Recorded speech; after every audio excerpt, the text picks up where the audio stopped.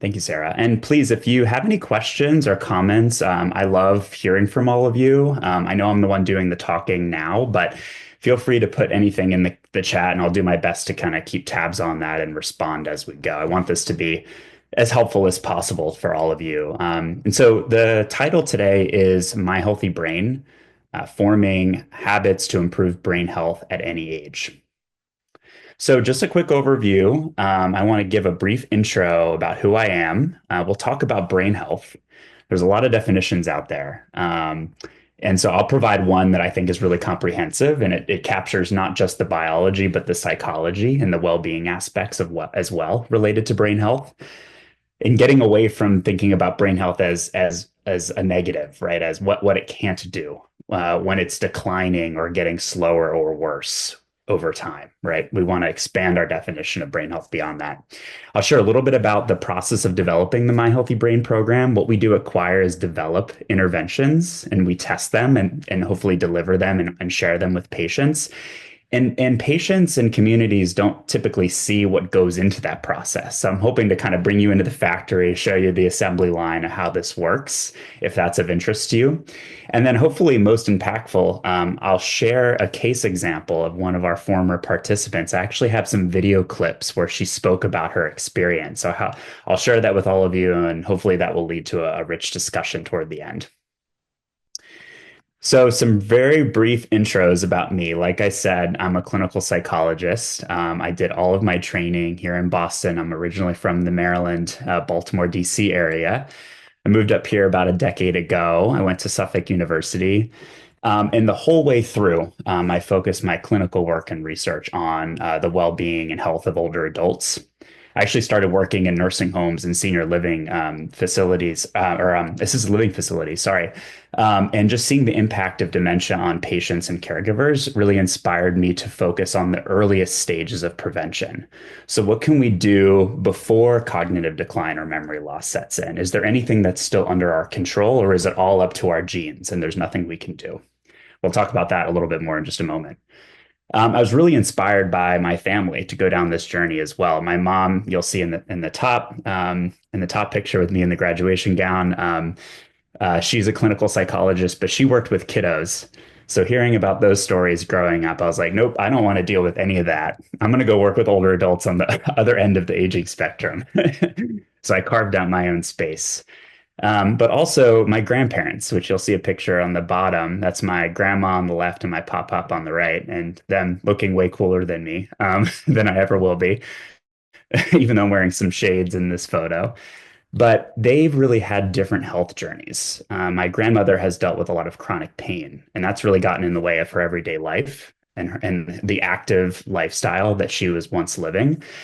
And I think that has a lot to do with some challenges in memory and thinking that have developed over time. And then compare that to my pop, who's remained really physically and mentally active with age.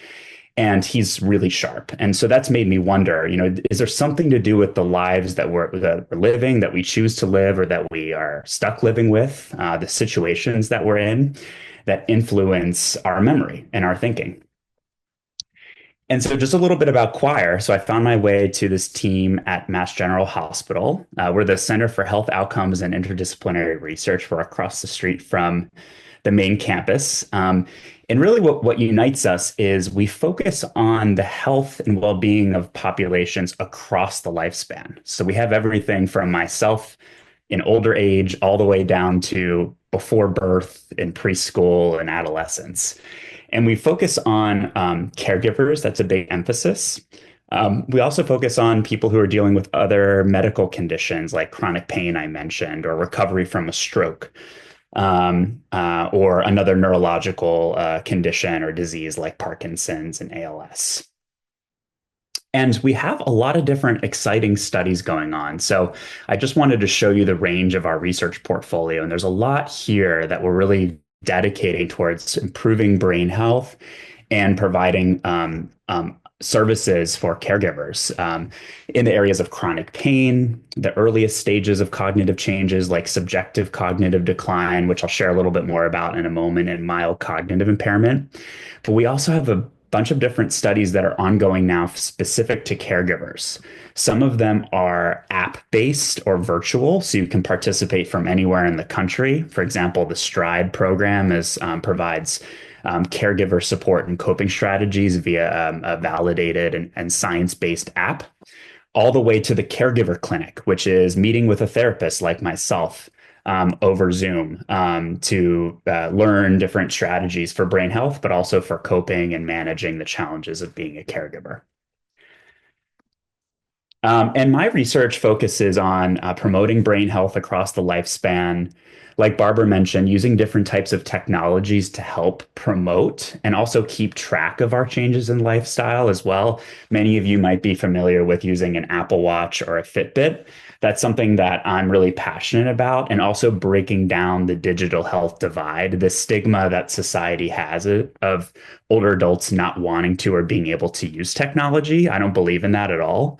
And so what I'm trying to do is bring this into the work that I do with patients and caregivers, but also really convince my colleagues at Mass General and other researchers that older adults can use technology just like everybody else. And I think we're finally waking up to that with COVID, right? Of all of us having to adopt out of necessity to an online lifestyle. So what I wanted to give a little bit of background on about the Caregiver Clinic. This is a brand new service that we're rolling out at MGH Choir. I think it complements a lot of the work that the Dementia Care Collaborative is already doing. Really, the goal is just to provide behavioral health support for caregivers. And I'm sure I'm preaching to the choir here. These resources can be tough to come by. There's a lot of wait lists and financial barriers, and you name it, with our mental health care system. So that's really what Evan and Dr. Evan Pliss and Maggie Symes' vision. They're both the geropsychologists within our group, to provide individual therapy for caregivers, to provide dyadic therapy for caregivers and loved ones or recipients at the same time, and then have some group-based offerings as well. So Dr. Pliss, Evan, is leading a CBT, a cognitive behavioral therapy group, specifically for caregivers. And then what I'll be talking about today is the My Healthy Brain program, which has traditionally only been offered to patients or recipients or loved ones, but now for the first time is going to be offered to caregivers, and we're accepting patients right now. So I'm going to be launching a brand new group that you could potentially be a part of in the next few weeks or so, actually. So if you're interested, please write down this website. I'm also happy to circulate it afterwards, if that's okay with the Dementia Care Collaborative team. And I'll have this contact information on the final slide as well. And essentially, you'll give us a call. We'll share more about the program. It's completely free through our clinic. So that's a huge plus. And we're happy to answer any questions that you have about participating. So let's talk about brain health. Why even talk about brain health? Isn't it enough to just say somebody has dementia or not, right? Somebody has memory loss or not, or cognitive decline or not. Well, the brain does a whole lot more than that we both know, but we underappreciate at the same time. It does everything from the obvious things like make decisions for us, organize information. It helps us regulate emotions as well, right? It determines our personalities. It allows us to socialize. It determines our identity or changes in our identity.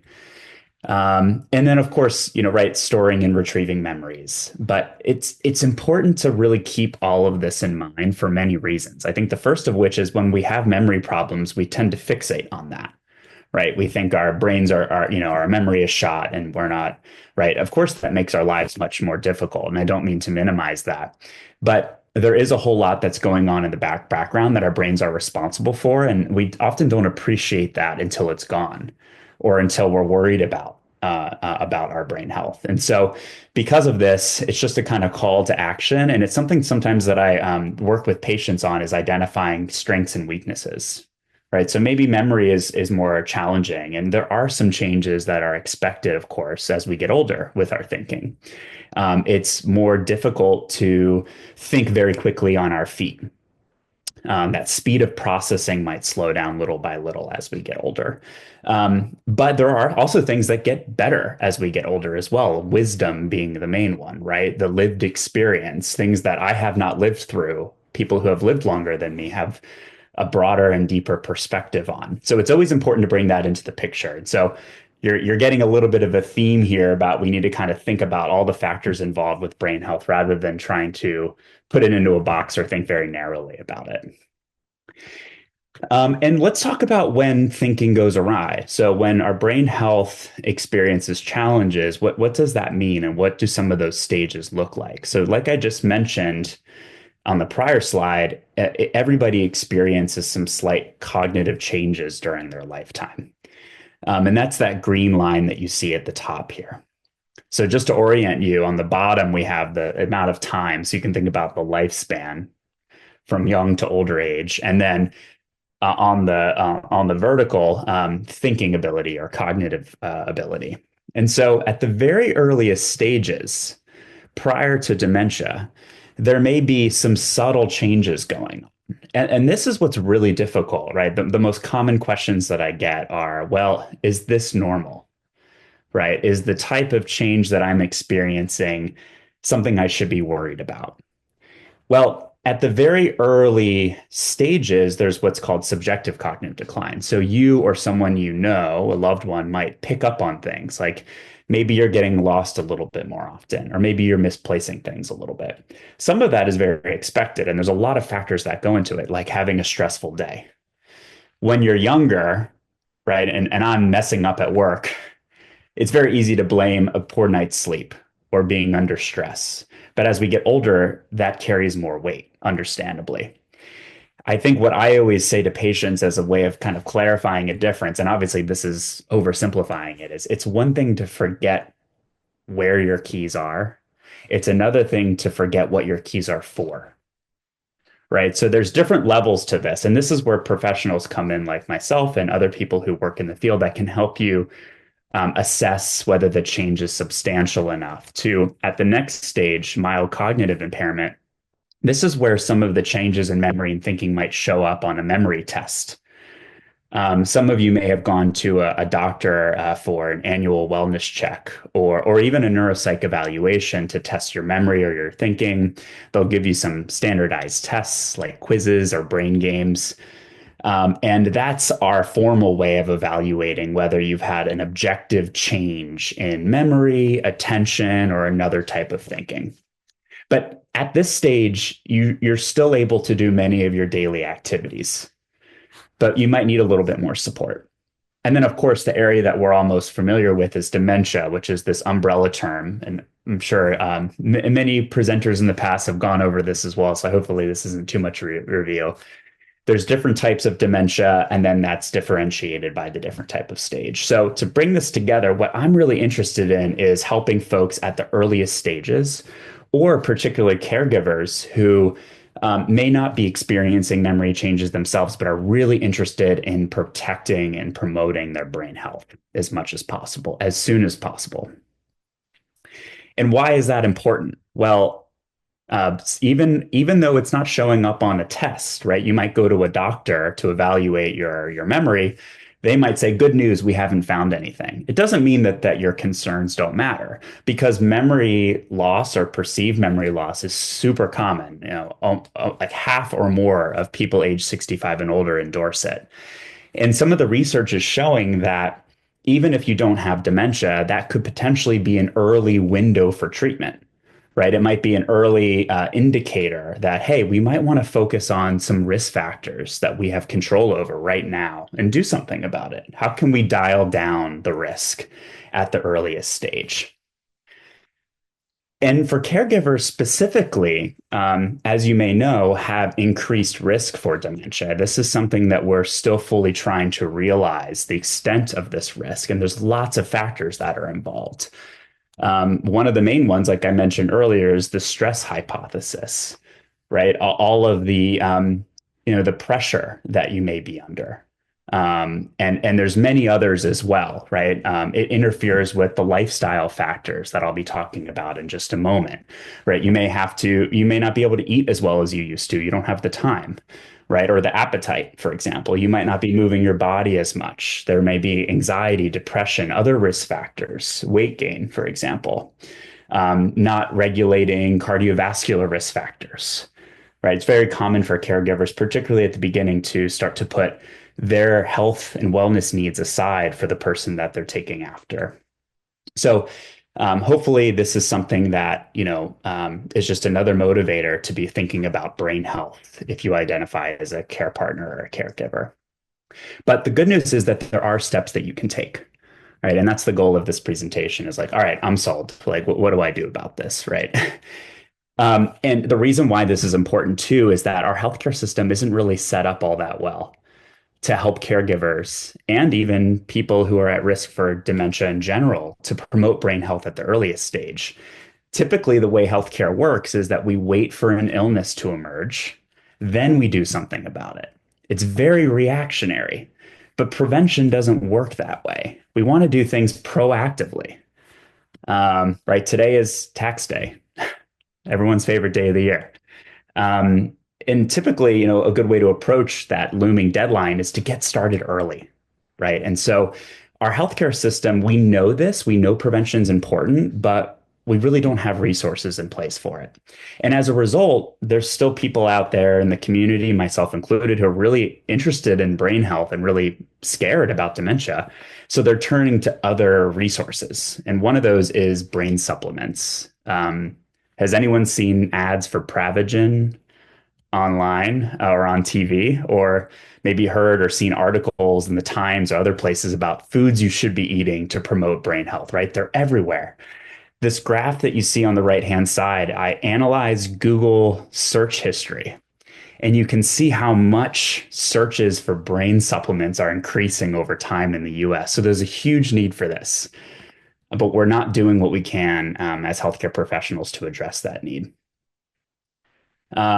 So skip over this. What are some of those risk factors? What can you do now to promote your brain health? Well, fortunately, about 40%, or even by some estimates, even more, up to 50%, almost half. If you think of a pizza or a cake, right? Half of that cake are factors that we can't really control, like our genes. We all know that family history is a big risk factor for developing dementia, but that's only half of the story. The other half might be these factors that you see here on this screen are what we call pillars of brain health. They're various lifestyle factors. The number one most important one is physical activity. That has the most evidence. So if you take anything away from this presentation today, do what you can to stay physically active. And that doesn't mean run a marathon. It's any level of activity. A little bit more maybe than what you're doing now goes a very long way. But also getting quality sleep, eating well, getting a nutritious diet, specifically the Mediterranean diet or the MIND diet, staying both socially and mentally stimulated, right? When we're working, we're really busy. We get a lot of this naturally. But when we retire, when we get older, we have to intentionally stay connected to people, right? Maybe we know fewer people in our lives have passed away, right? People have moved away, kids have moved away. We don't have the jobs to stimulate us as much. It's very easy to slide into a routine that doesn't involve these health behaviors. And I think this is the number one point that I always like to make is that this is hard for everybody. How many of us have set a New Year's resolution to eat better, sleep better, see friends, family more often, and that only lasts what, 2 weeks, 3 weeks at most, right? And reducing urges to smoke tobacco, use tobacco products, e-cigarettes, alcohol is another one as well. And then mindfulness is one of the various coping strategies that we use in the program. So we know that these factors are important, but and why are they important? Well, what they do to the brain is that they change the brain. The brain is plastic. It's moldable like clay. And it is influenced by our biology is influenced by our lifestyle and what we do. And so some of the earliest studies from this are from stroke patients, for example, people who've had changes to their brain because of a stroke.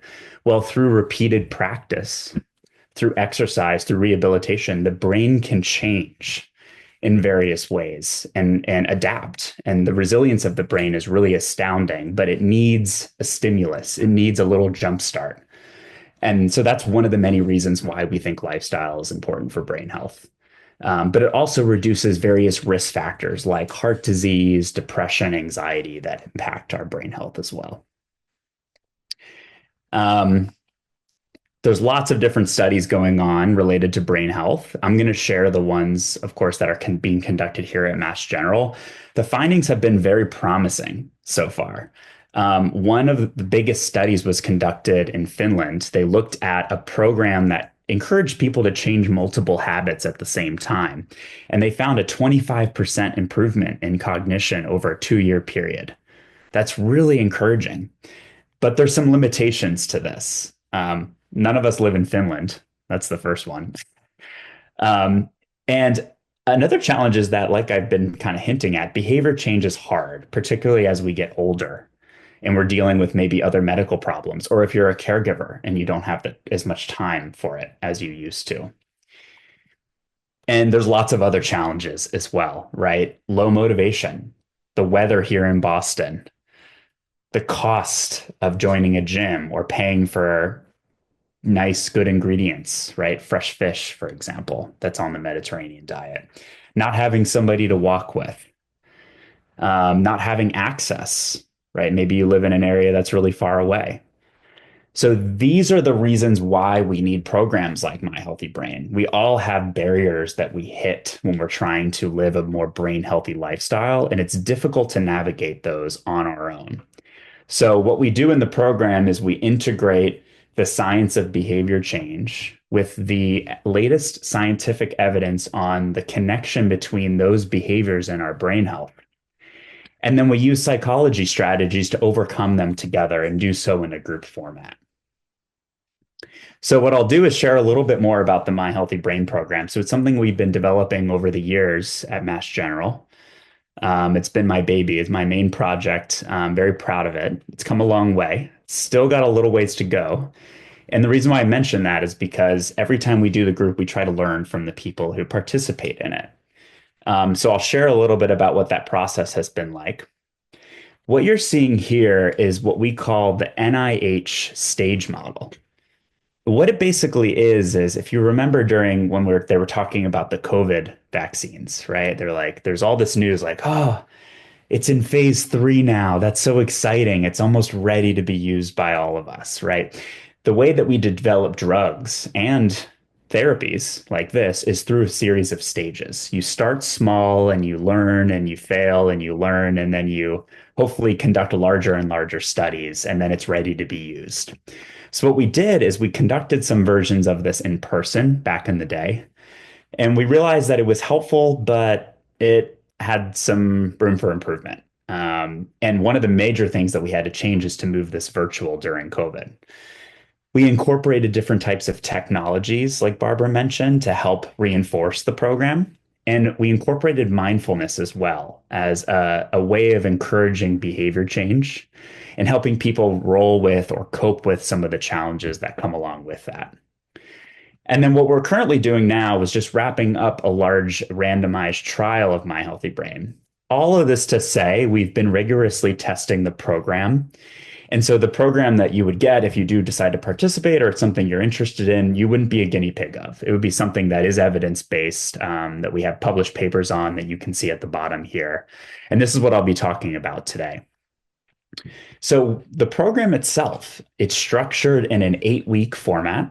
They're 90-minute sessions each. And the goal is to teach evidence-based strategies for living a healthier lifestyle that's linked specifically to lower rates of dementia and memory loss. In the top right-hand side, you can see how we spend our time together. Some of it's a little bit of review. Some of it is kind of talking about what was hard about following through on our goals from the prior week. And then the rest of it is split talking about brain health and setting individualized goals related to walking a little bit more, sleeping a little bit better, eating a little bit better, and so on and so forth. So it's really personalized, and we take the time to learn from each of you what your own goals are and what your own barriers are, and we give each other encouragement and suggestions as well. I think that's one of the coolest parts is hearing from folks, like especially in the community. Hey, have you heard about this dancing class that's free that you could participate in? Or I work a lot with the different senior centers across Massachusetts. There's over 350 in Massachusetts. So we learn about what each of them are doing and different ways that you can get access to those and increase your lifestyle. Or doing so on your own, right? How do you prioritize your time a little bit better? Or what do you do when you fall short of your goal and you get discouraged? How do you get back on your feet? So let me see questions. Average size of the class. It's a great question. So we like to keep it small enough that everybody has enough time to talk. So around the smallest group we'll run is let's say about 4 people. And then the biggest they get are around 8 to 10.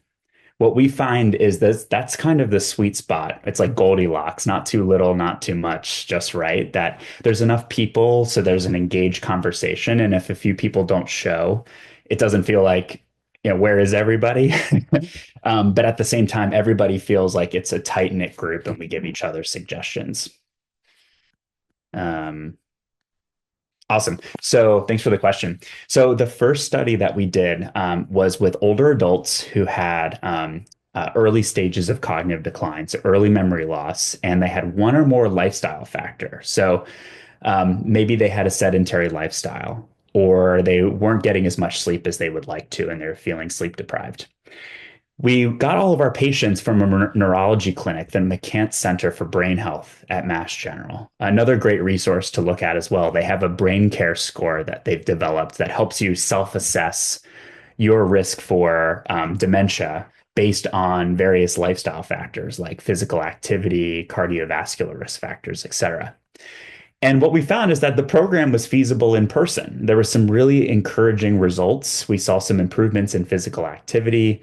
What you're seeing here are steps. So people are increasing their step count on average. We have more data to share on upcoming slides.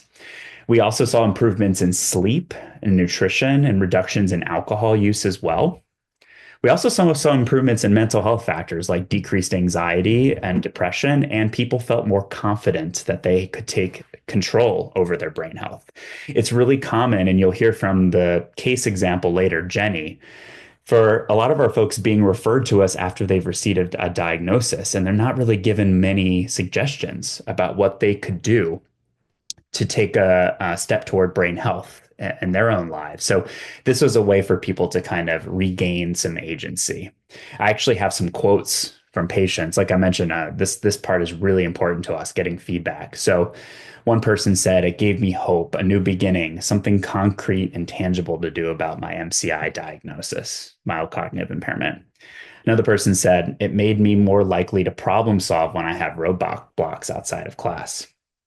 So really encouraging, right? You take something that, talking about dementia, it just feels like a moot conversation, right? There's nothing I can do. I have dementia or my loved one has dementia. It's very different to then think about, okay, what can I do with this? Is there any way to lower my risk or to reduce the rate of cognitive decline or memory loss? And so there's some promising findings here.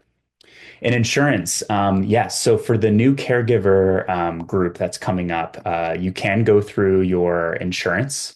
So all people will, if they don't have a medical record number through NGH, will help you set one up, and then that part of that process involves entering your insurance, and we verify that checks out in advance. And I will also say that the My Healthy Brain program is going to be delivered by both me and then also some of our trainees.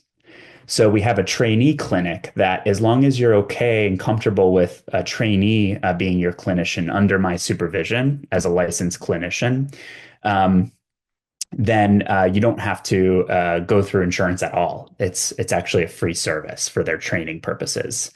And then the question about, do you have to live in Massachusetts? You do have to live in Massachusetts if you are going through insurance and I'm your provider.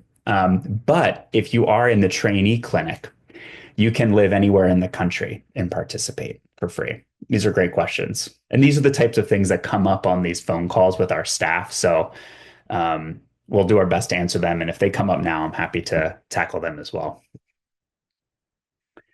Um, all right. So, yeah, there were promises about the program, but we had some challenges as well. Some stress came up a lot as a big barrier to following through on our lifestyle goals. So, we've all experienced a time maybe we had the best intentions to go to the gym after work or to go to sleep on time, and then we got sidetracked, right? It's human. It happens daily, if not hourly.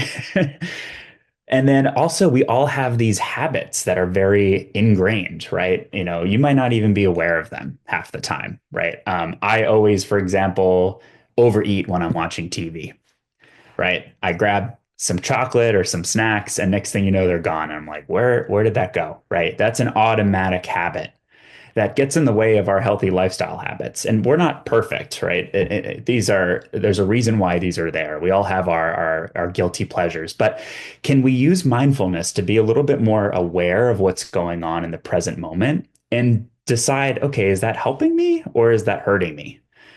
Is there another maybe more adaptable or maybe more healthy thing that I could substitute that for? Right. And then I'm making a more intentional decision rather than acting out of habit or on autopilot. We like to talk about. Also, people talked about how it was really difficult to track their progress in the program. And Barbara, this is where the wearable devices come in. So everybody in the program is encouraged to use some sort of tracker. If you own a Fitbit, if you own an Apple Watch, we'll teach you how to use that and count steps and set individualized step goals. If you don't own any of those devices, we have old-fashioned ways of doing that with paper and pencil trackers, right? We have our phones that if we carry them with us, they are automatically tracking these things, right? And that's much better than trying to remember what we had for breakfast. I can barely do that, right? So, having these assistive technologies, it helps us be a little bit more precise and personalized about our lifestyle changes. All right. So, why mindfulness? Why did we incorporate mindfulness? I touched on this a little bit, but um, mindfulness is important for two reasons related to brain health. One, people that practice mindfulness have improved brain health on its own. There's a lot of neuroimaging studies that have been done that looked at people who practice anywhere from a brief period of time of mindfulness to lifetime practitioners. And they tend to do better on these brain scans in terms of the connectivity of the brain and how healthy it looks on an imaging scan. But that's not all. It also helps us cope with life's challenges. It's a really helpful coping skill. And so, what I mean by mindfulness is paying attention to the present moment without judgment. And that can be just kind of having that state of mind, but it can also be meditating, right? It's commonly associated with meditation. And people who meditate, they tend to, roll with stressors a little bit better. They're less reactive to stress physiologically. And that really helps when we're dealing with chronic stress, chronic conditions, depression.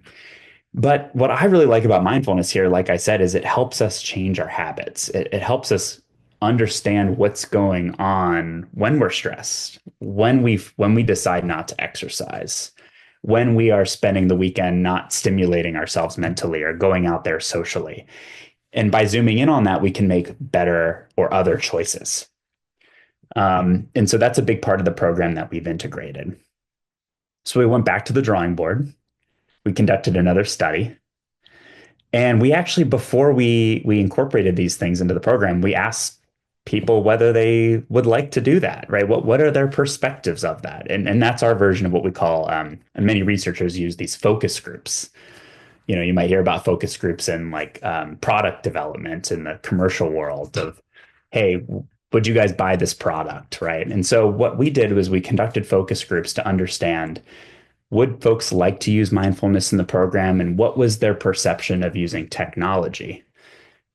The long story short, we had really positive perceptions of using mindfulness. There were some challenges that people perceived, like maybe they wouldn't be able to do it right, or they'd have difficulty controlling their thoughts that were running through their mind, right? These are all very common concerns that were really helpful for us to hear up front so that we could address them in the group.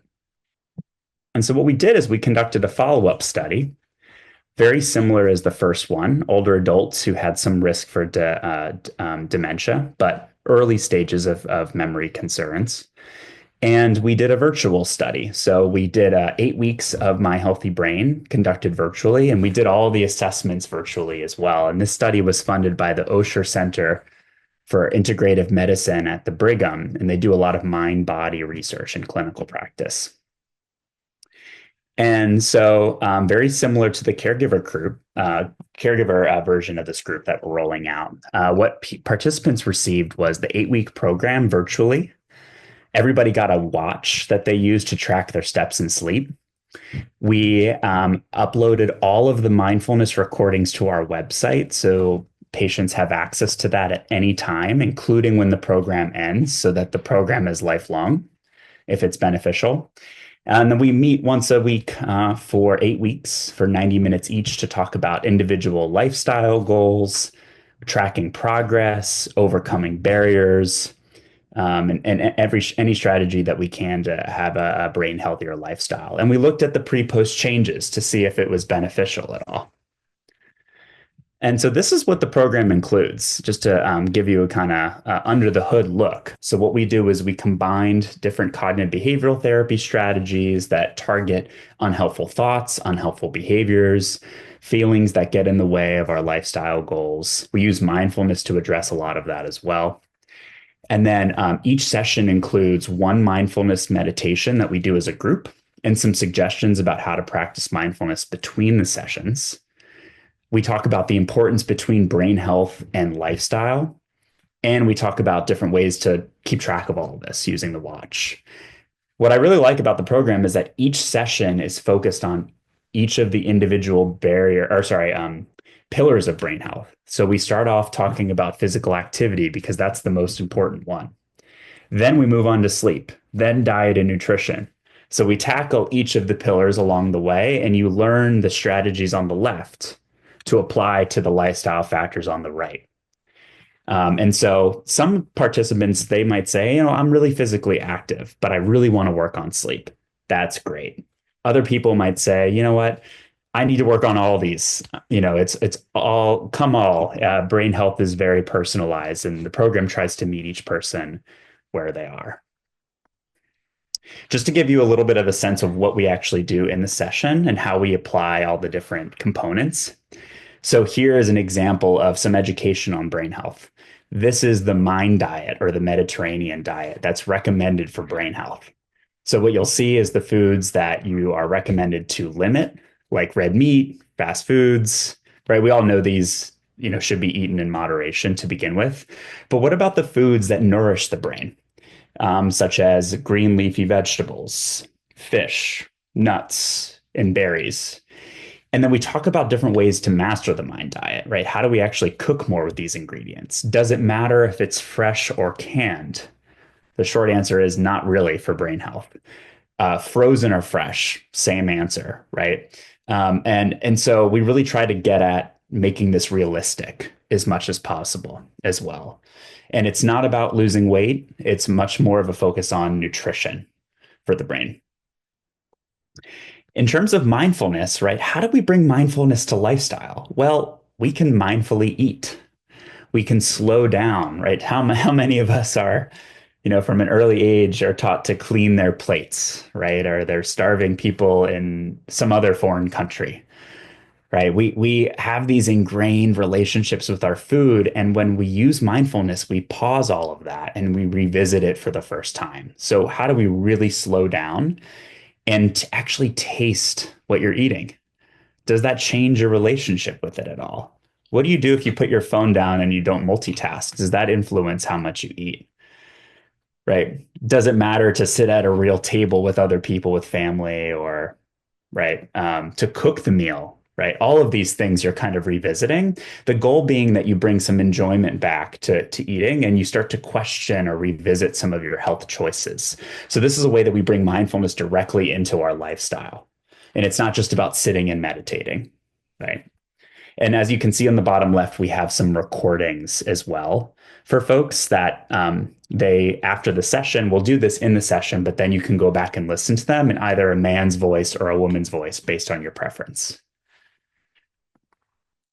We also set some goals. So every session ends with a very specific SMART goal, which stands for specific, measurable, achievable, realistic, and time bound.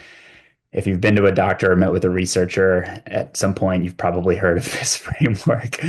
But really, what it encourages to do is set really concrete, actionable goals. So, for example, somebody might say, I'm going to walk to the grocery store and back, running additional errands as needed, 2,000 steps per day, right? And you can flesh that out with additional details. Like if I hit my goal, I'll increase by 10% each week. So we help people slowly and gradually increase their physical activity in a way that's both safe, encouraging, and also accessible, right? Realistic. And then we also give some structure to tracking that progress. So, for example, on the right, it's not a calorie counter, but it's a mind diet log. So, what meals am I eating? What are the foods that I ate that are on the mind diet? And what are some things that I limit? It's really interesting when people start to track their diet for the mind diet, it's very different than their experience of maybe counting calories or Weight Watchers. We had somebody recently who was like, "Oh yeah, my mind diet is great. I'm on the Mediterranean diet." And then I encouraged her to, why don't you just track it for a week and see what you notice? Well, she came back the next week and she said, "You know what? The craziest thing happened. I just retired and I realized that for the past week I've been eating carrot cake for breakfast." And no judgment, like there's not anything wrong with that, but she was like not even aware that that had started as a habit, and if left unaddressed could potentially be something that stays with her through her retirement, right? So it's really just kind of pausing and taking a look at these things, and what do you want to do with that information? Is there something that still scratches that itch for you? It's a treat, but it's maybe more aligned with the mind diet. So these things come up when we start to self-monitor. There's lots of other strategies that we do as well. What I wanted to highlight on the right-hand side that tends to be pretty popular is dealing with memory challenges. So, okay, maybe there are some tangible cognitive tasks that are much more difficult for you, or you notice that you're repeating things over and over again, or you're forgetting the names of words or places, right? That tip of the tongue. What strategies can you use? We call these brain strategies or cognitive compensatory strategies to either work around that challenge or to hit it head on and maybe approach it from a new way. So some of these aren't rocket science. Probably you're using some of these already, like creating a memory place for your keys and your phone and your wallet, your most important things, right? Of course, using reminders, using alarms. But some of it is kind of some trial and error, or it's very common for our strategies to kind of break down over time, or maybe we need to update them. They used to work for us at another point in our lives, but now that we're a caregiver, we need to go back to the drawing board. How do we simplify this? So, what we like to do is hear from everybody what is getting in the way and what suggestions can we give each other to try, see if that works, and then keep trying again until we find something that clicks. And we link that to the type of, like I mentioned, strengths and weaknesses, right? So if you're really good at memory still, how can you lean on your memory to help remind you what to do? Maybe you're someone who your memory is a challenge, but you can still focus really sharply, right? So how do you kind of work around and not have to rely on remembering something, but use your focused attention or maybe even your problem solving skills instead to address and tackle some of these issues? So it varies from person to person.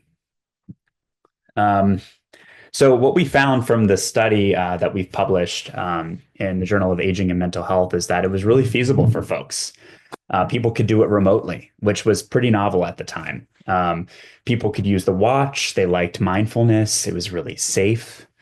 What we did find, however, is that expectancy was low, meaning that when we asked people at the beginning of the program, how much do you think you're going to improve? People were pretty pessimistic. I don't think my brain health is going to get any better. I don't think my memory is going to improve. And I don't blame them, right? A lot of the discourse around memory loss and dementia is that it's just only going to get worse. And there's some truth to that, right? These are neurodegenerative conditions. But we don't fully know whether a program like this could potentially slow down or revert course. And there is some evidence that folks with early stages of cognitive decline potentially can revert back to the normal cognitive aging. We don't fully understand that process, and that's what we're hoping to learn.